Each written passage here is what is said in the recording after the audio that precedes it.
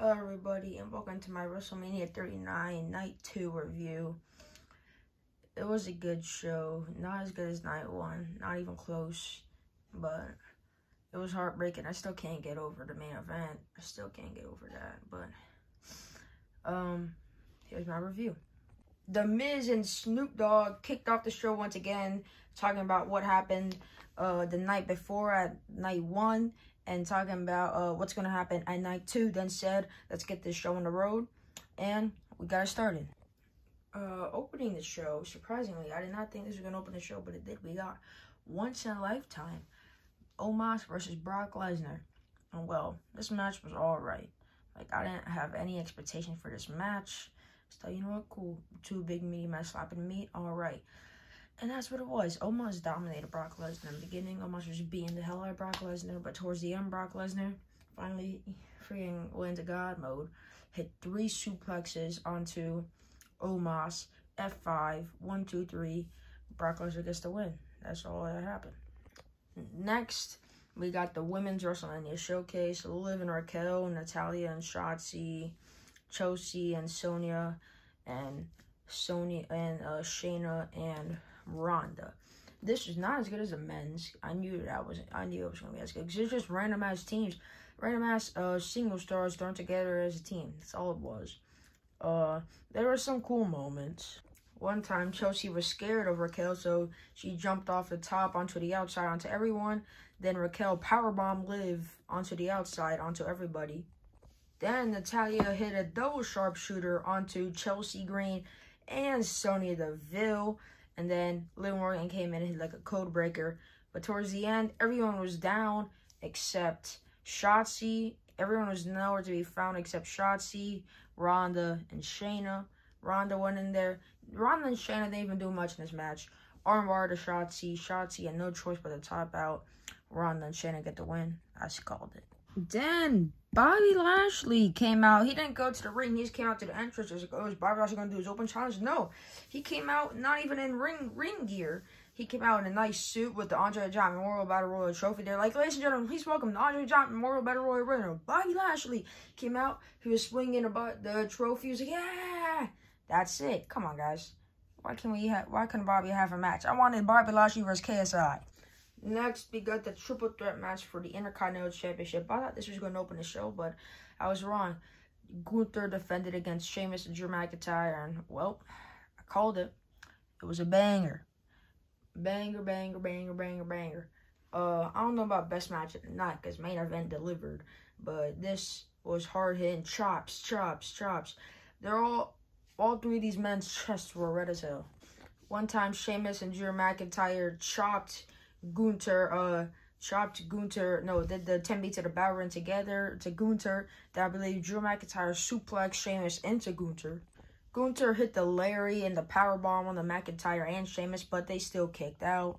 Then Sheamus hit the white noise off the top rope and the Celtic cross to Gunther. 1, 2, no. Gunther still kicked out. I thought Sheamus was going to win there because, you know, I predicted Sheamus to win.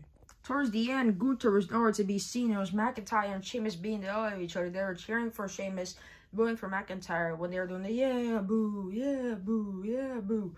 McIntyre kicked out the bro kick. Sheamus kicked out of the Claymore kick. They were being the hell out of each other. Then out came Gunther. Gunther powerbombed Drew McIntyre onto Sheamus. Then powerbombed Drew McIntyre once again. 1, 2, 3. And the ring general Gunther retained his Intercontinental Championship. Banger of a match. Next, we got the Raw Women's Championship match between Bianca Belair and Asuka. Bianca Belair, you know, was defending her title. And this was a good match, too. Not as good as the Rhea and Charlotte one from the night before it, but it was still a great match. In the beginning, Bianca got out of the Asuka lock early. Asuka tried to apply that. Bianca hit a powerbomb to Asuka on the outside. That thing looked like it hurt. Bianca superplexed Asuka off the top rope. And then Bianca was going to the top again, but Asuka pulled her from the top with her braid, because, you know, you don't wear a long braid, but she does. Then, towards the end, Bianca hit like a glam slam looking thing onto Asuka with the turnbuckle, and then the ref got knocked down for like a few seconds, and Asuka went for the mist. Bianca maneuvered it. Asuka missed the mist. Then Bianca counters the armbar Then she powered up Asuka into the KOD. 1, 2, 3. Bianca Belair retains the Raw Women's Championship. That might have been a controversial pick, but I predicted it right, and I think it was the right decision. Then The Miz and Snoop Dogg came out once again to announce the attendance record. And it was like 81,000 something. Then Miz was saying that he was mad at Snoop Dogg for doing what he did last night with Pat McAfee. And Snoop Dogg asked if he wanted to do it again. And Miz was like, no, I did not want to do it again. He was like, well, we're doing it again. LA Zone, I thought it was going to be LA Knight or something like that. LA Knight wasn't even on the show. But Shane, it was Shane McMahon. It was Shane. And then Miz was like, Snoop, what are you doing, Snoop?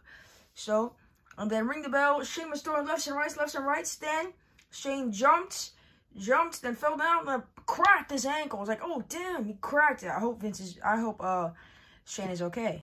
But he got hurt. He was down, and Miz was like, what? And then bam, Snoop Dogg punched him right in the face, and was like, what? And then he punched him right in the face again. They carried Shane out of it. Snoop Dogg hit him with the people's elbow. 1, 2, 3. Snoop Dogg beat the Miz. It was supposed to be Miz and Shane, but then Shane really got hurt. Shane returned, then got hurt. I feel bad for him. But and then Snoop Dogg got the win the people's elbow. Yeah. But come on, no LA Knight in LA. What was that now? Next, it was time for Hell in a Cell. Edge came out in his Brood theme song, kind of thing. It was like all creepy stuff, and he came out with a cool looking entrance skull thing, but then he took it all off, like, on this day, you see clearly. Then Finn Balor came, he was like reddish, purplish, demon-like, and then they had a match. It was a good match inside Hell in a Cell. The Hell in a Cell was not red, it was silver. Early on, the demon was indestructible. Like, Edge tried to beat him up, but he could not beat up the demon. But then later on, Edge had the demon trapped with some kendo sticks, and he had between the cage, and he had a drop kick on him while he's in the kendo sticks. Also, Balor drop kicked Edge into a table. I was like, oh damn, table. And then Balor started chucking chairs at Edge. I was like, oh shit, we're chucking chairs now. And also, Edge was using Gangrel's move, like a DDT, and he used the kill switch with Christian, so he used both of their moves. Then Edge chucked the whole ladder at Balor, and Balor actually got cut.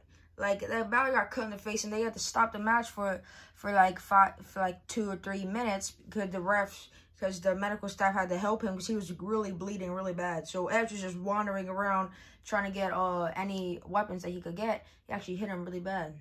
But Balor got back up, and Balor hit a coup de grace. The Edge 1, 2, no. Edge kicked out. But also on that same ladder, Edge hit an execution off the ladder, but Balor still kicked out. Then Finn Balor went to the side of the cage, going for the coup de grace onto Edge, onto a table. He went, Edge got out the way. Oh, he hit the coup de grace right onto a table by himself. That must have hurt his legs. I was like, oh, and they're like, holy shit, holy shit. Then, towards the final moments, Edge hit Balor with the spear, but Balor still kicked out. But Balor was down, and Edge knew what he had to do. Edge hit a concerto to the demon.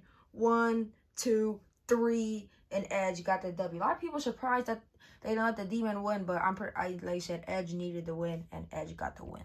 Then we saw all the Hall of Fame inductees. Of course, the most notable inductee, Rey Mysterio. Next, it was main event time. Roman Reigns versus Cody Rhodes for the WWE Undisputed Universal Championship. And boy, did they deliver. But, like I said, it was sad. There's a whole bunch that happened. So, I'm going to try to go over all of that and not waste a lot of time. So, Cody, early in the match, Cody tried to go for a disaster kick. Roman hit him with a massive powerbomb. And during the early ones, Roman was beating the hell out of Cody Rhodes while taunting his family that was ringside. And then Roman body slammed Cody Rhodes on the entranceway. Then Cody Rhodes body slammed Roman on the entranceway as well. Then Roman went to the ring, distracted the ref. Then Solo Sikoa, hit him right in the ribs with a chair. And I was like, oh, come on, we're doing this now. And then again, after that, Solo tripped Cody. Then Roman hit Cody with a massive lariat. But then we went to the outside. Roman was trying to go for it. There's 2 tables. Cody was trying to go, Roman was trying to hit a powerbomb to Cody from the Spanish announce table to the normal announce table. No, Cody flipped it and put Roman right through a table. Then Cody Rhodes hit him with the Cody Rhodes hit him with the Cody Cutter. 1, 2, no. Roman kick out. Well, while Roman was distracting the ref again, Solo hit him with Cody's waist belt, but the ref heard it, and the ref ejected Solo Sikoa. Then Cody hit Roman with Crossroads. 1, 2, no. Roman kicked out. Then not too long after that, Roman hit him with the rock bottom. 1, 2, Cody kicked out of it again as well. And then Cody Rhodes hit him with a pedigree, but Roman Reigns still kicked out. Then Cody was going for the disaster kick again, but in midair, Roman hit him with a Superman punch in midair. 1, 2, Cody kicked out again. Oh my. Then Cody put Roman in the figure 4, but then Roman reversed it and Cody got to the ropes. And then they were just beating the hell out. They were doing, yeah, boo, yeah, boo, yeah, boo. Then Roman hit him with a spear. 1, 2, Cody kicked out once again. Then the referee got knocked down.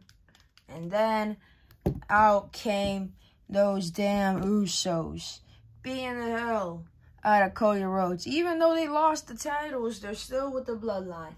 But, you know who else came out? Sammy. Oh my, come on, Sammy. Sammy and KO. Sami Zayn and Kevin Owens came out to even the odds. They took out the Usos. Then they hit Roman with a stunner and the hull-over kick. Then the Usos came back and all 4 of them left. And then Cody went for the pin. Ref got back. 1, 2. No, still kicked out. Then Cody Rhodes was hitting him with the lefts and rights bionic elbow. Then 1 crossroads. A second crossroads. He was going for the 3rd crossroads to finish the story. But Paul Heyman went on the apron. And then Cody started backing up in the corner.